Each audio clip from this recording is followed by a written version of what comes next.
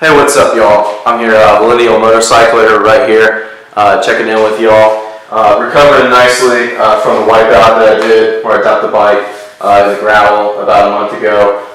Still haven't replaced the handlebar there for my brake lever, but it's working out pretty well. 1,700 miles on the bike now. The only thing I would say that to me that is kind of bothering me about the bike is that this handle right here, when I'm gassing it, it just squeaks. I don't know if you can hear that or not.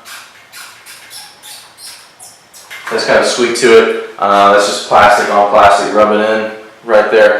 Not a big fan of that, but everything else has been fantastic with it so far. No problems whatsoever. Like I said, about 1,700 miles on it. Still rocking 55 miles a gallon on it, and looking good while doing it.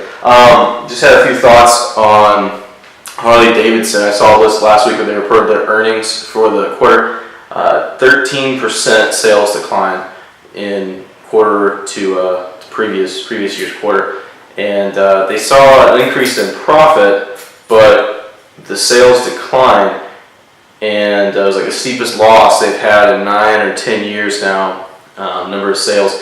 So I read that as a millennial, as a new Harley Davidson rider, buyer, new motorcycler, and I don't have any question on why the sales are down. You go to the dealership, and the guys there are great. I've had nothing but positive experiences at the dealerships here local to me. But the problem is you go in there and everything's $40,000, $30,000, even their new bike, the new Sportster line. I was really excited to see that come out. I remember I took a glance at it because they had it at the time, and technically I guess they still have this deal where you can trade the bike back in up to a year after you bought it and get what you paid back to it, which is a great deal. You can apply that towards a new motorcycle, but $22,000 almost for the new Softail, new on the Sportster, and that's just ridiculous. I mean, the street models here are good bikes.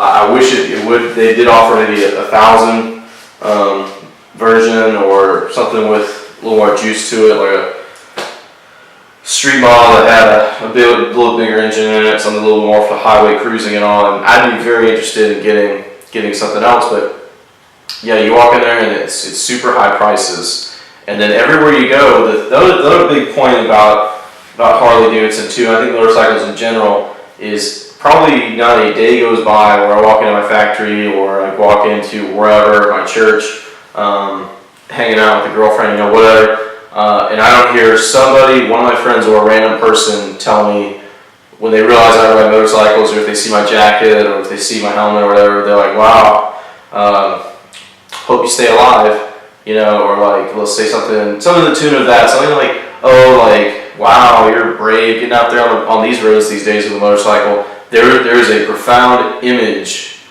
that is in the media and is in with people these days that motorcycles are these death machines. And I get it from family members, from everybody, about how you're going to if you're on a motorcycle. And in my state where I live, in South Carolina, you do see a lot of motorcycle deaths. But the proportion of motorcycle deaths to automotive deaths is about, it makes it about equal. The portion of riders to deaths as drivers to deaths in a car is about equal. And the people that do get hurt in a motorcycle, they're not wearing a helmet, they're not wearing safety gear. Usually, the stories I hear around here, usually there's alcohol or drugs involved. Sometimes alcohol and drugs involved, but most of the time it's just they're not wearing safety gear, they're speeding, they're doing something stupid. Very rarely, and I've heard of cases like this, but very rarely do I hear of a person getting in an accident on a motorcycle and it's not their fault and they're doing everything right and they're getting hit. And those people, most of the time, the stories I've heard, they walk away from it. People are able to get up off the ground and walk away. The motorcycle might be too damaged, might be totaled, but they're able to walk away. And so that to me is a huge stigma. Harley Davidson has to deal with not only their costs of the motorcycles, but also just the perception and the reality of people thinking that you're going to die if you're on a motorcycle, you're always going to get hit, or it's super unsafe, and there's just no way you catch me on a motorcycle kind of attitude. This has been super, super fun. Other than my own stupidity of dumping it in some gravel, which I was able to completely walk away with, and I mean, really wasn't any damage, hardly any damage to the motorcycle, other than a $30 brake handle.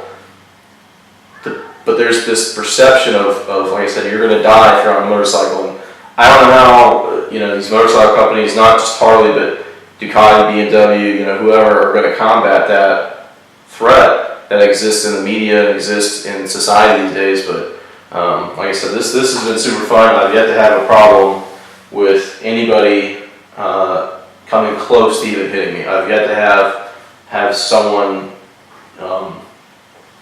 flash a bird at me or tailgate the crap out of me or whatever. It's been a super great ride, and I wish more people would get into it. I'd love to have some friends that ride, and I know there's ways to reach out to local organizations and clubs and get involved with riding, but I'd love to have some of my friends ride, but they're just, like I said, they're like, wow, I just can't believe you're on a machine, like, wow, you really risk your life every time you go to Walmart or whatever. I'm like, I don't see it that way, but you look at the sales numbers on motorcycle companies, and you look at perceptions in the media and society, and it doesn't take long to put two and two together. And I just wanted to share my thoughts on that. Harley, like I said, you're just super expensive on the bikes, but I guess you get what you pay for and all. Or at least it's been my experience so far with this motorcycle. Like I said, 1,700 miles, no problems with it. It's been fantastic. And hopefully I'll keep riding. I'll post some updates in the future. I just wanted to share my thoughts on why I think Harley Davidson's having a hard time selling bikes. Like I said, most of it is with perception in society. It's not. I don't think it's anything that Harley Davidson's doing wrong. I would like to see some more street models. The prices, yeah, but like mostly, they got to do like a public awareness campaign or a PSA or something, just to change attitudes about motorcyclists in general. And it's nothing on the people. It's nothing on the people that are motorcyclists. It's on the perception of safety, the perception of danger and risk. So just thought I'd put that out there. Click like, subscribe to see more videos coming out. Check out my other videos, and ride safe.